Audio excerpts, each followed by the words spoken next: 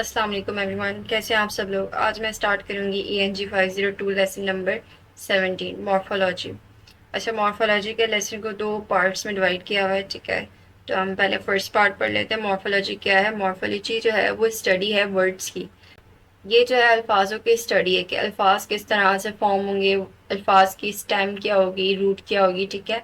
जिसके बारे में पढ़ चुके हैं। जो रूट वर्ड होता है उसी के थ्रू जो है स्टेम्स बनती है, मतलब प्रीफिक्स आता है, सफिक्स आता है, ठीक है, या फिर इसके अलावा सौ और डिफरेंट वर्ड्स आते हैं। जैसे मॉर्फोलॉजी जो है वो ग्रामर के अंदर एक बहुत मेन रोल प्ले करती है वर्ड्स का वर्ब के साथ, टेंस के साथ रिलेशनशिप जाहिर करने के लिए, ठीक है। जैसे आप देख लें यहाँ पे वर्ड है TAKE, टेक, टेक, टुक, डॉग, डॉग्स, ठीक है। अब ऑब्वियसली डॉग का थर्ड फॉर्म या सेकंड फॉर्म तो नहीं है डॉग्स, लेकिन एक सिंगुलर बता रहा है, एक प्लूरल बता रहा है, ठीक है। इसी तरह से ये मॉर्फोलॉजी, ये मतलब इसी तरह से ये जो वर्ड्स है, डॉग को डॉग बोला गया है, टेक को टुक बोला गया है, क्यों बोला गया है, क्योंकि ये मॉर्फोलॉजी है, ठीक है। ये वर्ड की स्टडी की गई है और वर्ड को इस तरह से अरेंज किया गया है, ठीक है। जितने भी इंग्लिश स्पीकर्स हैं वो इस वर्ड को पहचान जाएंगे, डॉग, डॉग कैचर और डॉग।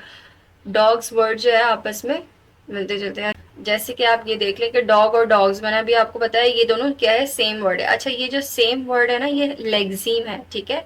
ये दोनों क्या है, सेम लेग्जीम है, ठीक है। क्यों? क्योंकि ये जो सेंस है, ये वर्ड फॉर्म जो है, ये क्या है, डॉग का सिंगुलर जो है, ये डॉग सिंगुलर है, इसका जो डॉग्स है वो प्लूरल है, ठीक है। तो ये दोनों एक ही लेग्जीम से, एक ही फैमिली से बिलोंग करे, मतलब एक ही चीज की बात हो रही है ना, ठीक है। अगर अब यहाँ पे ये देखा जाए कि डॉग है और डॉग कैचर है, ठीक है। डॉग क्या चीज होती है, डॉग क्या होता है हमें पता है, डॉग कैचर क्या होता है हमें ये भी पता है, ठीक है। तो ये दोनों डिफरेंट एंटिटीज है, मतलब डिफरेंट डिफरेंट ग्रुप्स है। तो इन दोनों की लेग्जीम भी क्या होगी, डिफरेंट होगी, ठीक है।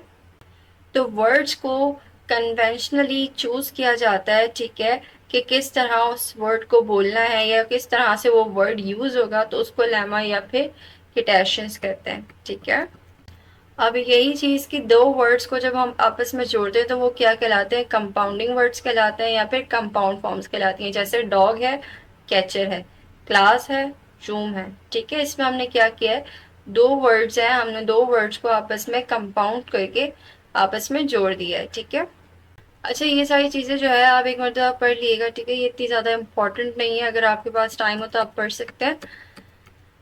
फिर जो है बता दिया कि एलिमेंट जो है वो लिंग्विस्टिक मैसेज के अंदर मॉर्फीम कहलाता है, ठीक है। जो एक एलिमेंट है, जो एक वर्ड है, वो मॉर्फीम कहलाता है लिंग्विस्टिक मैसेज के अंदर, या फिर अगर आप लिंग्विस्टिक की जबान देखी जाए, लिंग्विस्टिक की जबान सोची जाए, तो उस जबान के अंदर मॉर्फीम कहलाता है। एक वर्ड को हम एलिमेंट करते हैं, ठीक है, साइंटिफिक फॉर्म में, लेकिन लिंग्विस्टिक फॉर्म में उसे हम मॉर्फीम कहेंगे।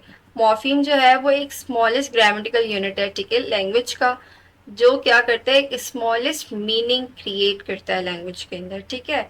एक छोटा सा वर्ड होगा, उस वर्ड के मीनिंग्स होते हैं, ठीक है। फिर उस वर्ड के अंदर एक और वर्ड जुड़ के या फिर उस वर्ड के अंदर थोड़ी बहुत चेंजेस होके एक वर्ड फॉर्म होता है, ठीक है।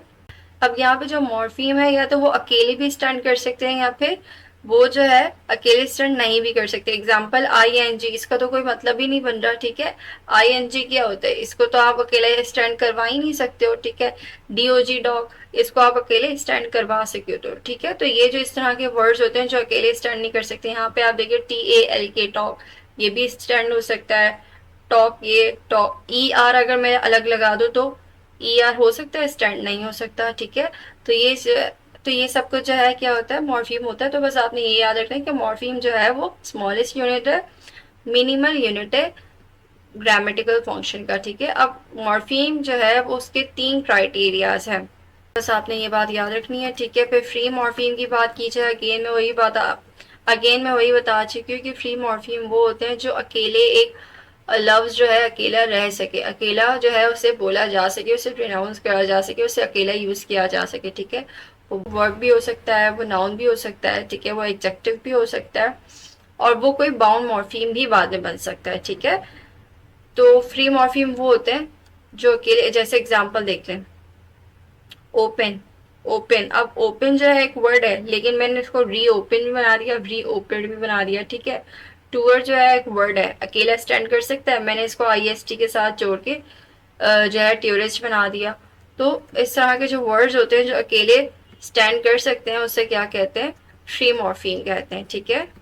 अच्छा, अब ऑब्वियसली अब यहाँ पे देखिए TOUR टूअर है, ठीक है। अब ये टूअर को मैं डिवाइड कर सकती हूँ, ठीक है। इस टूअर को मैं डिवाइड नहीं कर सकती हूँ क्योंकि ये ऑलरेडी एक अकेला मॉर्फीम है, इसको अब मैं और फर्दर डिवाइड नहीं कर सकती हूँ, ठीक है। लेकिन अगर मेरे पास ट्यूरिस्ट हो तो मैं ट्यूर ये इसको अलग कर सकती हूँ, IST अलग कर सकती हूँ, ठीक है।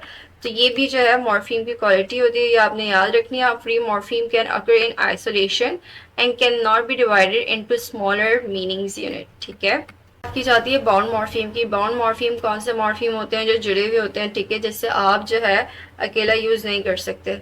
सेगमेंट्स और फॉर्म जो हो गए, ठीक है, वो क्या होते हैं? वो अकेले स्टैंड नहीं कर सकते, वो जो है आप वो जो है किसी ना किसी वर्ड के साथ बाउंड हुए हुए होते हैं। जो बाउंड मॉर्फीम्स होते हैं उसे हम एफेक्स कहते हैं, ठीक है, जो फर्दर डिवाइड होते हैं प्रीफिक्स या सुफिक्स के अंदर। फ्री जो है मतलब किसी भी वर्ड के आगे अगर कुछ हम ऐड कर रहे हैं तो वो प्रीफिक्स होगा, और बाद में ऐड कर रहे हैं तो वो सुफिक्स होगा, ठीक है।